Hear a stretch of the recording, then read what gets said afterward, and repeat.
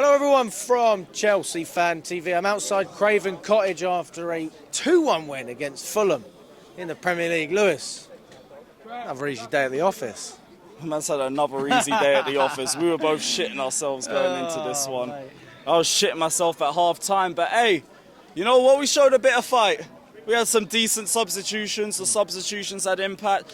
And towards the end of the game, we didn't overtouch everything. We just got the ball and bang. And guess what? That is just the difference. Don't overtouch everything. Don't overcomplicate everything. Get the ball and fucking lever it at the goalkeeper. And then if you don't get it on target, do it again. That's the difference. Brilliant confidence-building result, because I won't act like everything before 70 minutes wasn't just like weary and season's over in 20 minutes. And you know what? Big up to the away end. Because at the very least, they kept the atmosphere going. I was going into this game thinking, if we don't win, it's going to be toxic as a motherfucker. It's going to be like the 22-23 season all over again. Nah, the away fans were actually on job. Like, we're still keeping the atmosphere going, trying to get behind the team. And I guess it paid off. Why do you think that is? Because in the first half, there was Roman Abramovich chants. Why do you think that flipped in the second half? Yeah, I'll be so real. Win or lose, you're going to see Abramovich chants, and I don't think there's any problem with that. We all know what Abramovich did for Chelsea. Don't even need to go into it. Run the chants. I don't care. We're top of the league. I'll run Abramovich chants. That's fine.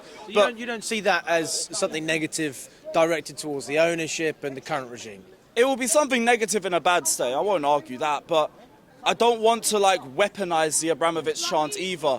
Because it is still for a good purpose. He deserves his name chanted until the end of time with this football club, because he's the reason why we are where we are. But even then, it wasn't anything negative against the squad. It wasn't like you're not fit to wear the shirt or any chants like that. We were just chanting. And even then, that will get the fans on side. If they see the away end still buzzing and we're still not fucking putting anything away, we're still being frustrating in the final third. That's the sort of thing that at least keeps the team going. That's why I got to big up the away fans. At the very least, we were on job all game. But in terms of the entire squad, it was just dead for long periods. It really was. It was only Caicedo again in the midfield that looked decent. Enzo was a little bit eh. Palmer wasn't doing anything. Jackson wasn't doing anything. Neither was Noni. Neto was just again crossing, inshallah. But you get to the second half and at the very least, we're making a bit more chances. We look a little bit better when we're trying to progress the play. It just then again comes down to making the substitutions, and this time the substitutions were correct. Tyreek George comes on, instant impact. Pedro Neto gets a good chance. He doesn't overtouch it, he just levers it at the goalkeeper. That's the difference. Just get your chances and don't take 4 or 5 touches before you try and kill the team off. Just do it immediately. And we got the 2 goals. Now we're in a much better position in terms of confidence, and the squad's got something to go off now. The squad's actually got something to go off for the next couple of games. If we didn't win this, it's over. At least now I can look to the game ahead and be like, okay, we got a win to build on. Not just a win, our first away win all year. Our first away win in the league. We're the only Premier League team without an away win in 2025. Yeah, now that's over with. Now it's over with. And I get it, people still look at the game and have negatives about the way that we played over the 90. I won't even argue that down. But this was a game where I do not give a damn how we win. You go and you get me the 3 points and you keep it stepping. And that's exactly what we did. We got the 3 points against a team that could have had their first double over us in their entire history. Keep it moving. This is one of those where I just don't want to focus on the negatives too much, because that's where you start to drop off a bit more. And you start to put a bit more of the unhealthy pressure on the team. Fucking go and win the next game. I don't care if it's a little bit cagey as well. I don't give a damn. Get me my points. We've dropped too many this year. We have to get top 5. Just get top 5 and keep things moving to the summer, and hope to pray that these dumb sporting directors give us the window that we've been asking for the last 3 windows.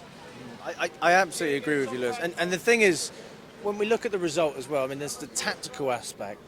But I think it's more the mental aspect that's really important, is it gives the players a boost. I don't think they've had a proper boost in a little while, mate, to be honest. Even if you look at some of the games we've won, Leicester, Southampton, Copenhagen. Aye, man like Jamar and Noni, let's go. Oh, there's Sancho. There you go. There's Jadon Sancho. Go on, Sancho! Go on, Noni! Proper Chelsea! Love that. Okay, fucking Do you hear what the storm, lady please. said? No. She said if you get run over, the autograph won't mean anything. She's been doing it every week. I don't blame her. But yeah, what a win. But this is it's the mental boost that the team has. It's just a fucking morale. Like, we needed that. I have been so drained watching this club. And do you know what, Lewis? It's not often I've felt like this, but I've felt over the past, let's just say 2 weeks, like I've gotten let's just say we've had a debate together. I just felt like I can't lose the debate based on what I've been seeing. And it's quite nice to have a little kickback, to be honest with you. And because it's refreshing to see this team fight. Yeah. You know, like, forget the style. Well, I won't pretend like the last few weeks ain't been terrible. We drew 2-2 to fucking Ipswich in a Premier League classic that no one wants against Ipswich. And then we lost to Legia Warsaw. I don't blame people for being negative, but this is something to try and build on. Let's try and at least get behind the team for this week. And like, if it goes back to the same old shit next week, then I'll understand again. But ultimately, we needed a W. If we were going to get it going into the game, no one would give a shit about how we did it. So I don't care how we did it either. I just got the 3 points. Do you think this shows that the players are playing for Maresca and they want him to succeed? I've never thought they didn't. I just thought the forward line was being too shit in front of goal. And our centre-backs are full of bums. Sanchez, you know where it is, but didn't have a bad game today. Kept things short, found players in blue, kept finding players in blue. Goal weren't his fault. Whatever. I'll take that as a good Sanchez performance. We keep it stepping. In terms of the back line, like James for that first goal. So nonchalant, so stupidly nonchalant. But it's another example of us conceding goals because of stupid individual mistakes.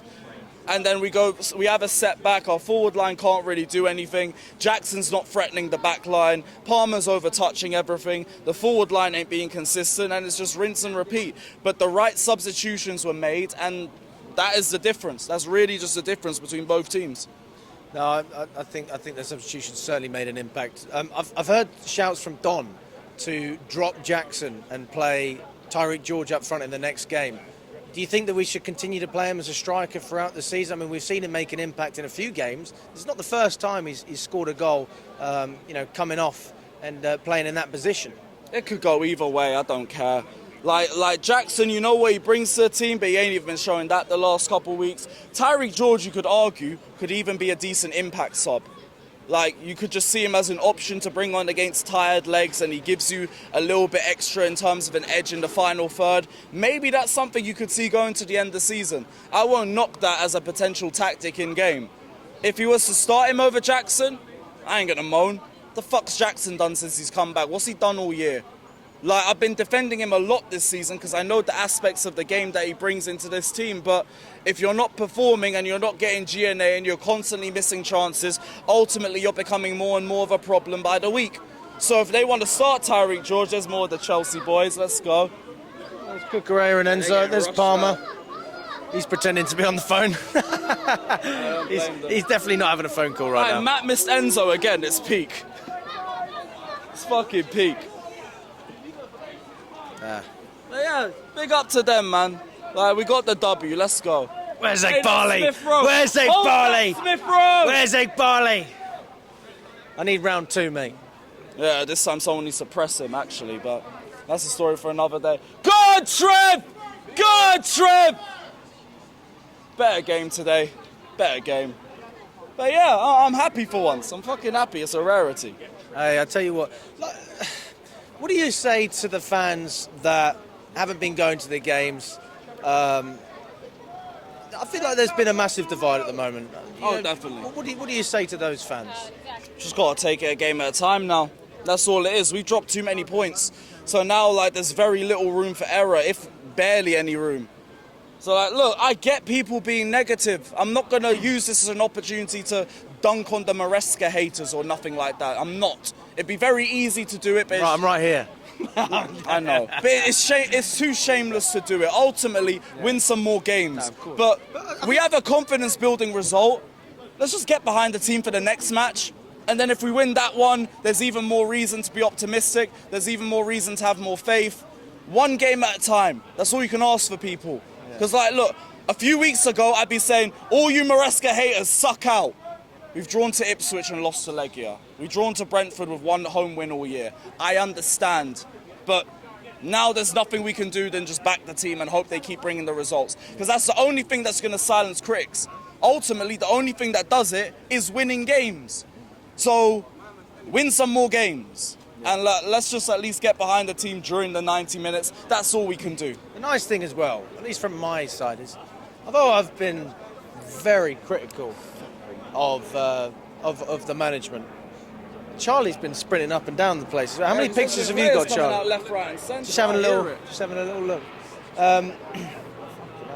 Didn't realise they came out this way. Was it like this last year? Graham Potter, 22-23. Yeah, It's not your fault, Potter. It's the players. Oh, brother. I've been awful throwback. Hey, I've got this one for you. Havertz or Jackson? Jackson. Fair enough. It's not by much now, though. I won't front. So he's killing me off every single week. But still better than Havertz. Still better. Yeah, I'm with you on that. I'm with you. No, the nice thing, look, mate, if we do it, I'm all for a bit of stability at the club. Yeah. But there has to be a standard. And if that standard is not met, with all the things that are adding up, I just think it's very difficult to continue to see My this. thing is, if we don't get top 5, someone has to go. It just has to be the sporting directors first. And then if a new sporting haven't got a director problem with comes that in, either. he don't want Maresca, then Maresca can go. My stance has been very, very simple. You can get rid of Maresca as long as the sporting directors are out before him. Then I don't give a fuck. If it's the same sporting directors, I don't see the point. Because they're just going to hire another inexperienced coach. At least now this is Maresca's first year in the Premier League. And we have Robert Sanchez and a bunch of bozos at the back and still got the 4th best defensive record in the Prem. You give him some better players, why can't that be higher? If you give him some better players, we could have a better conversion rate than the 2nd worst in the league in 2025. So my argument's always been sporting directors, better players, and then Maresca. But if that happens, then get rid of him. I don't give a fuck. But if not, keep the coach. Because at least then maybe we see some sort of stability. Maybe the possession-based football's better in the 2nd season. Because man still look clueless when we're trying to press or when we're trying to play out the back. And that to me still comes down to adapting to the system. So ultimately, either give him another year or you better bring me a proven winner that isn't washed. So, sporting directors first, that's the first problem. There you go. Thanks, buddy. Come on, bro. Good to see you, mate. Good to see you. See ya.